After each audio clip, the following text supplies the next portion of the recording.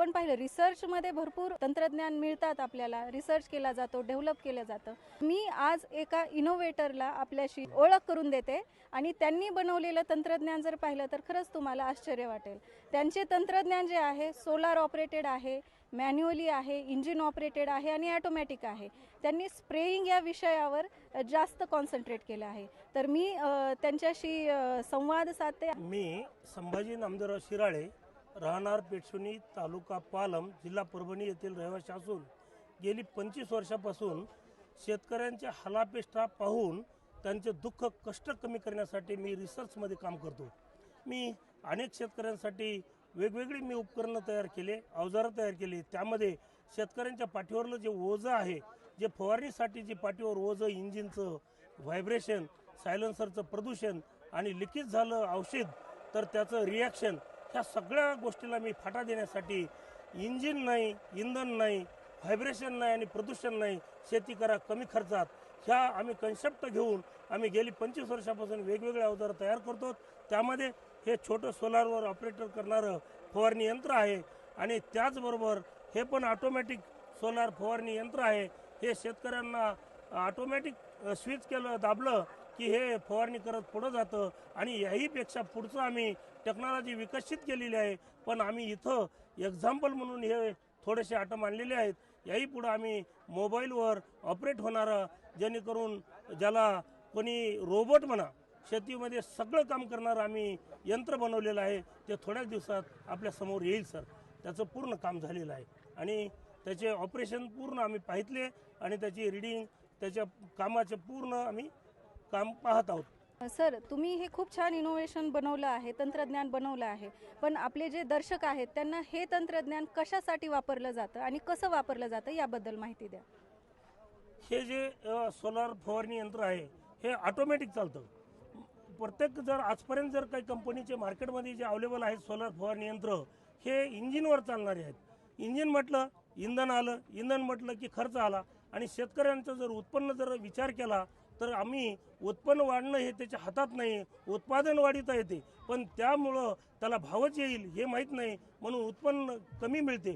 म्हणून जर खर्चच कमी केला तर त्याच्या उत्पादनामध्ये भर पडेल. म्हणून आम्ही सोलारवर चालणारं इंजिन नाही, इंधन नाही, व्हायब्रेशन नाही आणि प्रदूषण नाही असं हे यंत्र ऑटोमॅटिक फवारणी करीत शेतामध्ये जाईल, त्याचे कष्ट कमी होतील या दृष्टीनं आम्ही हे फवारणी आणि याच्याच बरोबर आम्ही आता दुसऱ्या मॉडेलला कोळपणीसुद्धा केलेली आहे. म्हणजे ऑल इन वन वेगवेगळ्या टाईपचं हे सोलारवर एनर्जी जनरेट करील, बॅटरीमध्ये स्टॉक करील आणि आपल्या उपयोगाला येईल. आणि विद्यार्थ्यांना पण याच्यापासून लाईट, इमर्जन्सी लाईट बाजूला घेता येईल. एखाद्या लेकरांना, म्हाताऱ्या व्यक्तीला त्याच्यापासून फॅन पण चालवता येईल. असं आम्ही वेगवेगळे याच्यामध्ये इक्विपमेंट अटॅचमध्ये देत आहोत सर. सर, हे कोणत्या पिकासाठी आपण वापरू शकतो याबद्दल थोडी माहिती द्या. पीक म्हटलं शेतकऱ्यांचे अनेक वेगवेगळे पिकं असतात, त्याच्यामध्ये अंतरसुद्धा वेगळं असते. पण याच्यामध्ये आम्ही असं मेंटेन केलेलं आहे की चाक हे डिस्टन्स रुंदी पण करता येते, उंच पण करता येते आणि अरुंद पण करता येते. सहजरित्या आपल्या शेतीच्या पेरणीच्या ज्या पद्धतीमध्ये चालेल असं आम्ही यंत्र वेगवेगळे बनवलेले आहेत. हे पण तेच. हे मशीन एका ठिकाणी ठेवून दुसरीकडे आपण वापरू शकतो का? होय, हे यंत्र जर समजा आता इथून जमीन तिथं चिखल आहे आणि फवारणं तर महत्त्वाचं आहे, तर एका जागी ठेवून 100 फुटाच्या परिघामध्ये आपल्याला 200 फुटाच्या परिघामध्ये हे पण फवारणी करू शकतं. सहजरित्या काम करता येते सर. याला खर्च जर शेतकऱ्यांना हे घ्यायचं असेल तर याला खर्च किती येईल? शेतकऱ्यांना एक वेळेसच खर्च करायला लागेल, बार बार खर्च करायची गरज नाही. याला 15 वर्षे आमची याची गॅरंटी आहे.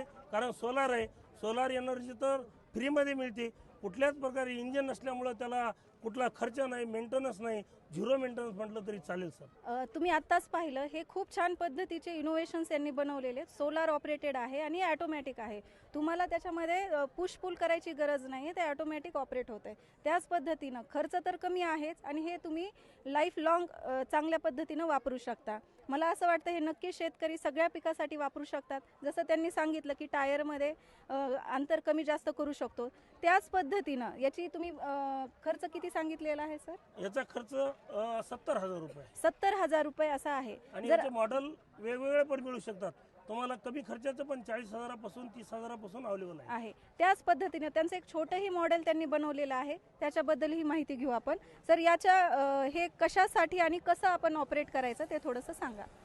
हे सहजरित्या आपल्या शेतावर कोणताही भाजीपाला असेल, फळबाग असेल, कुठल्या याला गन लावता येईल, याला नळी लांब वाढवता येईल, पाईप ज्याला आपण गन लावून स्प्रे करण्यासाठी, फळबाग असतील, आंबा असेल, कुठल्या याला हे सहजरित्या कामाला येईल असं आमचं हे 4 व्हीलर आहे. त्यामुळं शेतकऱ्यांचे कष्ट कमी होतील आणि पाठीवरलं ओझं कमी होईल, हाच आमचा ध्यास आहे. नक्कीच पारंपरिक पद्धतीमध्ये आपण पाहिले की शेतकरी खांद्यावर स्प्रेअर घेऊन काम करतो, तर ते जर पाहिलं आपण तर ते कष्टदायी काम आहे, ते कमी करण्याचं यांचं हे इनोव्हेशन नक्कीच वाखाणण्यायोग्य आहे. आपण त्यांचं नेक्स्ट एक मॉडेल आहे ते पाहूया.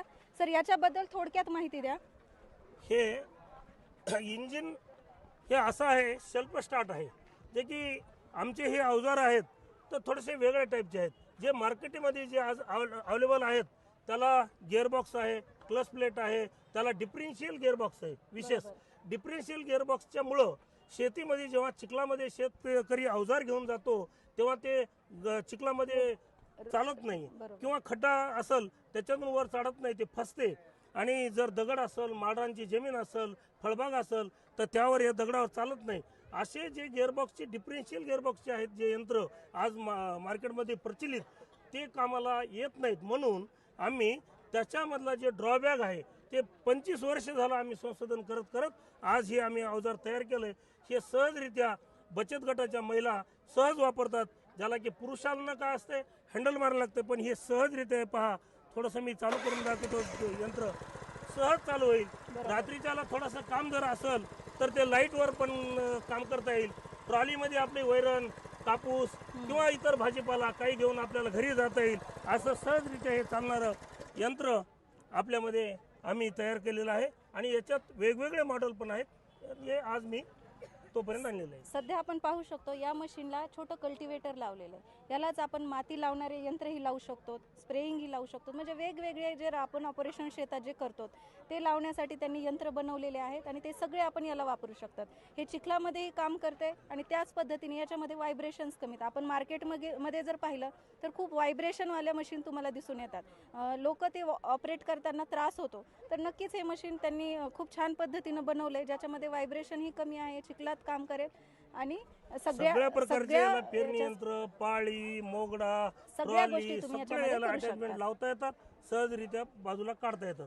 शेतकऱ्यांना बैल आणि मोटर ट्रॅक्टर यामधील दुवा म्हणून हे उत्कृष्ट काम करणारे यंत्र आहे. आत्ताच आपण पाहिलं की काही सोलार ऑपरेटेड आहेत, काही सेल्फ प्रोपेल्ड मशीन आपण पाहिलेलं. तर सर, हे जर शेतकऱ्यांना घ्यायचं असेल तर याचा खर्च शेतकऱ्यांना किती येऊ शकतो? फार कमी आहे. एक बैलजोडी जर घ्यायची असेल ते 1 लाख रुपयाच्या पुढेच खर्च यायला लागलाय.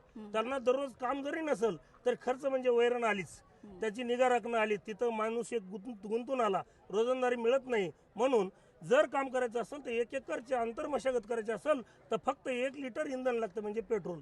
म्हणजे 110 रुपयामध्ये तुम्हाला 1 एकरची मशागत होती. खूप खर्चामध्ये याच्यामध्ये खूप बचत होती आणि काम नसेल तेव्हा खर्च नाही. याला झाकून ठेवलं, कामाला लागले दुसरं काम करायला हा मोकळा होऊ शकतो शेतकरी. बरं, शेतकऱ्यांना घ्यायचं असेल तर त्यांनी तुम्हाला कनेक्ट व्हावं आणि किती खर्च, तरी अंदाजित किती खर्च येऊ शकतो? हे आम्ही 75,000 रुपयाला हे मॉडेल देतो.